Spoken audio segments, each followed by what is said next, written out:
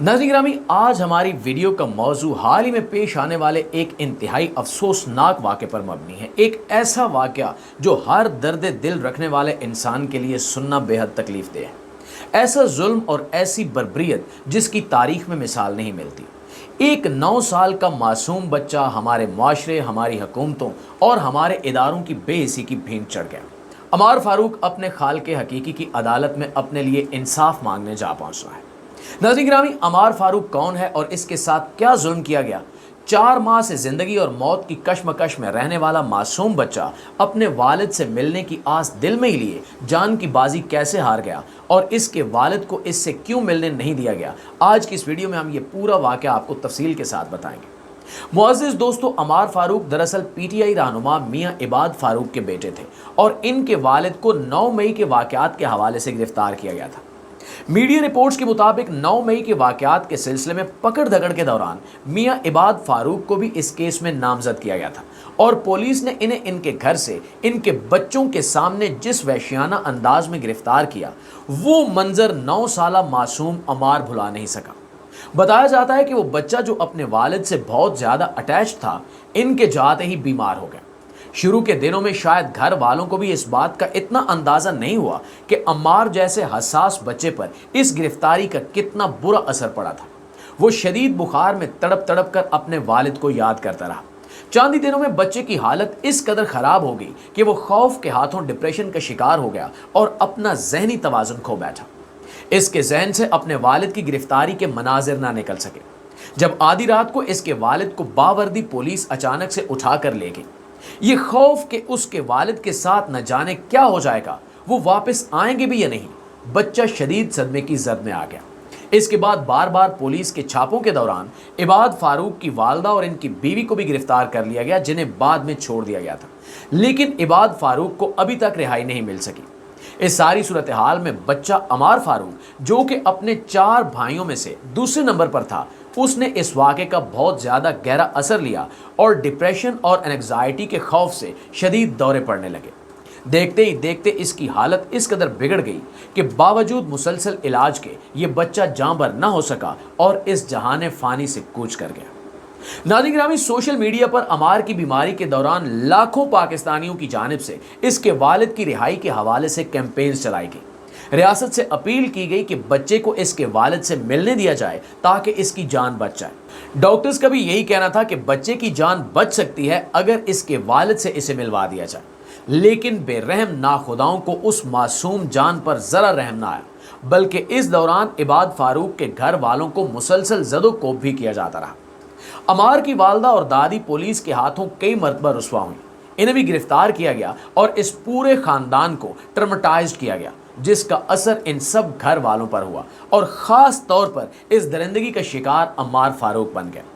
मुअज़्ज़िज़ दोस्तों, social media पर गाहे बगाहे इसके घराने की तरफ से दिल दहला देने वाली खबरें सामने आती रही, जिनमें बताया गया कि रियासत के खौफ से कई अस्पतालों ने अमार फारूक को दाखिल करने से इनकार कर दिया था और बहुत मुश्किल से इसका इलाज शुरू हुआ। लेकिन बीमारी इस हद तक असर कर चुकी थी, खौफ इतना हावी हो चुका था कि बच्चे की बिगड़ी हुई हालत मजीद बिगड़ती चली गई और इंतहाई अफसोसनाक सूरत हाल उस वक्त पेश आई जब हस्पताल वालों ने अमार फारूक को मजीद हस्पताल में रखने से इनकार कर दिया, जबकि बच्चा उस वक्त वेंटिलेटर पर था और जिंदगी और मौत की शदीद कश्मकश में था। इसकी वजह यह बताई जाती है कि इबाद फारूक के बेटे होने की वजह से अस्पताल वाले इसे रखना नहीं चाहते थे। चुनांचे बच्चे को होम मेडिकेशन के साथ घर ले आया गया, जिसके बाद वो सिर्फ चंद ही दिन सरवाइव कर सका। नाज़रीन ग्रामी, ये जुल्म की इंतहा थी। इबाद फारूक अपनी ज़ाती हैसियत में अपनी सियासी सरगर्मियों के दौरान जो भी करते रहे, वो उनका अपना ज़ाती अमल था। 9 मई के वाक़यात बिलाशुबा बहुत अफसोसनाक थे और बताया जाता है कि वाक़तन इबाद फारूक उन मामलात में मुलव्विस भी थे, लेकिन असल बात यह है कि अपने जुर्म की सज़ा वो काट रहे थे। इस सब की इतनी भयानक सज़ा एक मासूम जान को नहीं मिलनी चाहिए थी। कम से कम इन्हें अपने बेटे से मिलवाया जाना चाहिए था। मुख्तलिफ सोशल मीडिया प्लेटफॉर्म्स पर इंटरव्यू के दौरान इबाद फारूक के भाई का कहना था कि अमार की बीमारी के दौरान उन्होंने मुतअद्दिद मरतबा आला ओहदों तक अपनी दरख्वास्तें पहुँचाई ہر متعلقہ ادارے اور ہر شخص کو جو بھی اس مسئلے کا حل نکال سکتا تھا اسے عباد فاروق کو پے رول پر رہائی دینے کی اپیل کی گئی، لیکن کہیں سنوائی نہ ہو سکی۔ ناظرین گرامی، عمار فاروق جیسے ایک صحت مند ہنستے کھیلتے بچے کی موت کا ذمہ دار کون ہے؟ کیا اس کا باپ جس نے اپنی سیاسی وابستگی اور اپنے نظریے کی خاطر اپنے ساتھ اپنے گھر والوں کی جان بھی خطرے میں ڈال دی، یا اس کی موت کی ذمہ داری ہماری بے حس ریاست پر ہے جس نے اپنے ہی شہری کو ایک نظریے کی حمایت کے جرم میں اتنی بڑی سزا مقرر کر دی کہ اس کی رہائی کسی طور بھی ممکن نہ ہو سکی۔